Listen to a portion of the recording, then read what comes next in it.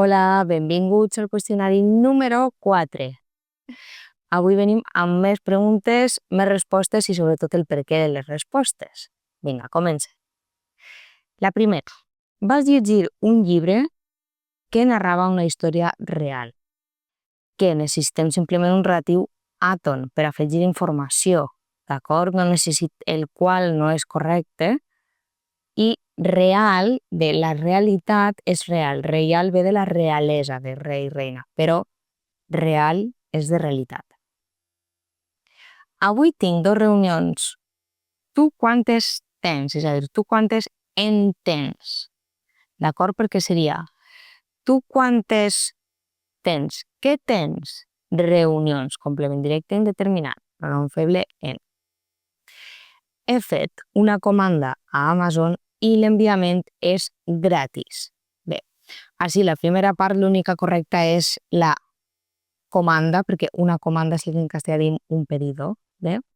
Un pedido és incorrecte, és un castellanisme, i un comandament és el mando de la televisió, que mando no és correcte, és comandament.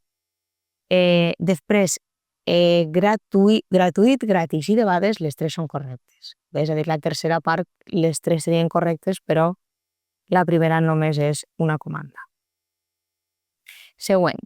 La meva cosina, que estudia dret, ve avui a dinar. Així tenim una oració explicativa, és a dir, està afegint una informació, bé, i per tant necessitem simplement el relatiu àton. No necessitem ni qui, perquè qui seria com quién, i així no té cabuda, ni la qual no és correcta. Següent. Això que dius és un desgavell. Jo no pense fer-ho. Desgavell és un sense sentit, que no té trellat. És a dir, és un desgavell. Això que dius és un desgavell o això que dius no té trellat. Bé?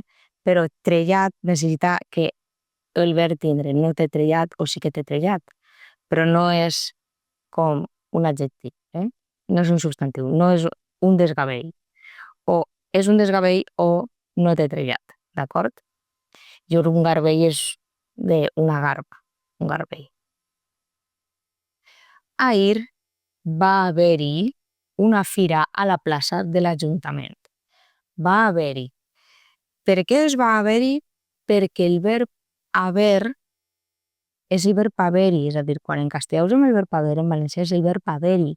Eixe no és un pronom feble, és el verb haver-hi. Veritat que diem hi ha molta gent. Per què tenim hi, ha? Perquè és el verb haver-hi. Hi ha molta gent, doncs és la mateixa cosa, però en passat, perifràstic. Va haver-hi una fira. La següent, han augmentat els costos i, consegüentment, el preu de venda. Bé, consegüentment, també podria ser correcte dir en conseqüència, però per conseqüència amb la preposició per és incorrecte. En conseqüència, consegüentment o per consegüent. D'acord? Continuem. Sens dubte, Laia és la millor candidata. Sens dubte. És de veres que la paraula sin del castellà en valencià és sense, excepte en esta expressió. El sens dubte és sense la final, i sens dubte. Dubte és en singular. La notícia li va produir un esgarrif difícil d'oblidar. Un esgarrif és el que en castellà diem un escalofrío, és a dir, suposem que no va ser una bona notícia, no? Esclafit és com l'esclafit d'un coet, és un soroll molt fort, i xanglot té 2 significats. Xanglot és o la porció d'un raïm o xanglot de hipo, quan diem hipo. Següent. No sé de què es queixa. Viu com una marquesa. Bé, no sé de què es queixa. Eixe de què no és un relatiu tònic. És no sé de quina cosa es queixa. Tenim un què interrogatiu. Bé?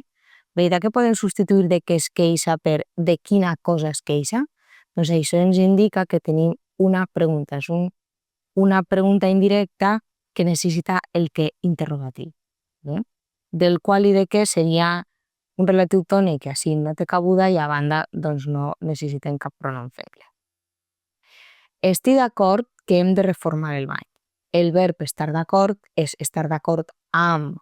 Però què passa? Que si afegim un que, cau la preposició, d'acord? Estar d'acord en és incorrecte, d'acord? No us confongueu. Estar d'acord sempre és estar d'acord amb, no en. Eh?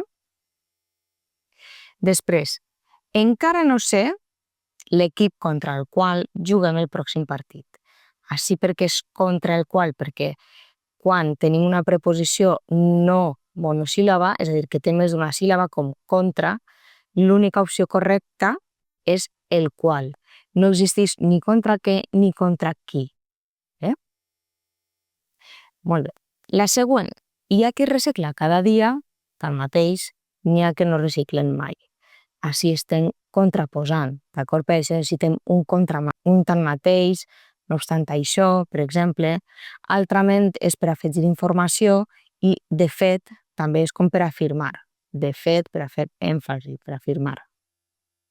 La següent. Jo recorde que en 1999 vam viatjar per primera vegada a Roma. Tenim una data, un any en xifra, hem de triar en, perquè al és incorrecte i cap al també, perquè no està indicant una data més o menys aproximada, diu exactament quina és la data. I l'última és, sé que no hi estem d'acord, però hem de respectar-nos. Estar d'acord és estar d'acord amb. Per tant, com que no està dins de l'oració amb qui o amb quina cosa s'està d'acord, substituïm el complement circumstancial per el pronom feble i. Bé, espero que t'estiguen ajudant aquestes preguntes i sobretot les respostes i les explicacions a entendre millor tota la teoria perquè és la que et preguntaran el dia de l'examen. Així que vinga, molts d'ànims per a l'estudi. Adeu!